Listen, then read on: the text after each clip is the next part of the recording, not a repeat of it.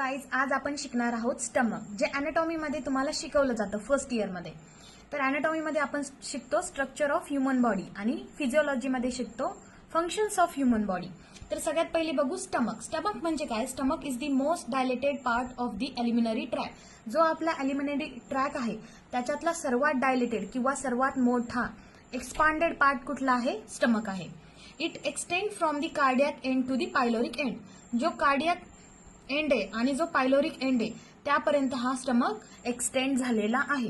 त्यानंतर थर्ड दिलेला यांनी at its upper end it is continuous with the oesophagus and the lower end it is continuous with the duodenum. जो वरचा part आहे तो इसोफॅगस पासून कंटिन्यू होतोय आणि जो खालचा पार्ट आहे तो पायलोरिक कॅनल किंवा पायलोरिक स्पिंक्चर पर्यंत संपतोय किंवा कंटिन्यू होतोय खाली। त्याची पोझिशन बघू। इन दी सुपाइन पोझिशन, जर सरळ झोपलेल्या पोझिशन मध्ये बघितलं, सुपाइन पोझिशन मध्ये बघितलं, the stomach occupies part of the epigastric umbilical and left hypochondriac region. जे आपल्या बॉडीमध्ये 9 रिजन आहे त्यापैकी stomach epigastric umbilical and left hypochondriac region मध्ये सिच्युएटेड आहे किंवा त्याची पोझिशन तिथे आहे। आपण नेक्स्ट व्हिडिओमध्ये बघणार आहोत की रिजन्स कुठे आहेत, रिजन्स किती असतात बॉडीमध्ये, आणि त्यात मी तुम्हाला दाखवेल की स्टमक कुठल्या रिजन मध्ये प्रेझेंट आहे। त्यानंतर आहे स्टमकचं शेप कसं आहे। इट इज जे शेप ऑर्गॅन। जे शेप मीन्स काय की त्याची शेप जे सारखी आहे। तुम्ही जर अल्फाबेटिकली जर जे बघितला तर स्टमकचा शेप आपल्याला जे शेप दिसतो। The upper part is broader than the lower part. जो अप्पर पार्ट आहे स्टमकचा तो काय आहे? Broader than the lower part. म्हणजे इथं तुम्ही स्पष्ट बघू शकताय डायग्राम मध्ये, जो अप्पर पार्ट आहे तो मोठा आहे थोडासा आणि जो लोअर पार्ट आहे तो त्याहून थोडा छोटा आहे। It has 2 end, upper cardiac end and lower pyloric. जो अप्पर आहे तो कार्डियक एंड म्हटलं जातं आणि जो लोअर आहे त्याला पायलोरिक एंड असे म्हटले जाते। त्यानंतर दिलंय त्यांनी 2 surfaces anterior and posterior. Obviously कुठलाही तुम्ही ऑर्गॅन घेतला तर त्याला 2 सरफेसेस असतात, एक असतो अँटेरियर आणि एक असतो पोस्टेरियर। अँटेरियर म्हणजे समोरचा भाग जो आपल्याला दिसतोय, पोस्टेरियर म्हणजे त्या मागचा भाग। जसं एक्झाम्पल घेतल्यावर समोरचा बॉडीचा भाग अँटेरियर भाग असतो आणि पाठीमागून जे आपली बॅक आहे किंवा अदर ऑर्गॅन आहे ते आपल्या पोस्टेरियर भागात येतात। 2 borders of curvatures, right border और लेझर कर्वेचर। कर्वेचर्स मीन्स काय? Curves.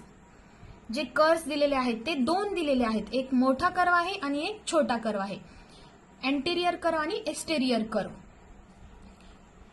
And the left border or greater curvature. जी लेफ्ट बॉर्डर आहे ती काय आहे? ग्रेटर कर्वेचर आहे। The greater curvature is 4 to 5 times longer than the lesser curvature.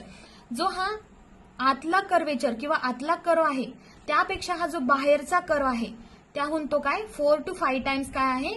लांब आहे किंवा रुंद आहे असे म्हणू शकतो। त्यानंतर आपण बघणार आहे स्टमकची कॅपॅसिटी। स्टमकची कॅपॅसिटी काय की new born infant stomach can hold up to 30 ml of milk. जो न्यू बॉर्न आहे, जन्मलेला बाळ आहे तो 30 ml ऑफ मिल्क साठवू शकतोय त्याच्या स्टमक मध्ये। It's about the size of the lemon. म्हणजे एक लिंबाच्या मापाचा हा स्टमक लहान मुलामध्ये किंवा जन्मलेल्या मुलामध्ये प्रेझेंट असतो। In adult, stomach is capable of considerable expansion. When empty, it is slightly larger than the large intestine, but it can hold up 2 to 3 liters of food. बघा आपला जो स्टमक आहे तो काय आहे? फ्लेक्झिबल आहे। म्हणजे जसं आपण खाणार तसं तो मोठा होत जाणार किंवा फ्लेक्झिबल आहे।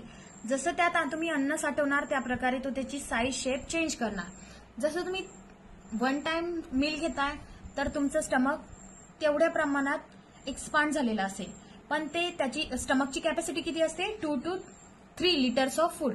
म्हणजे तुम्ही 2 ते 3 लिटर फूड त्याच्यामध्ये साठवू शकता, एवढी आपल्या स्टमकची कॅपॅसिटी असते। त्यानंतर काय दिलेले त्यांनी? फंक्शन्स, ते आपण नेक्स्ट व्हिडिओमध्ये बघू।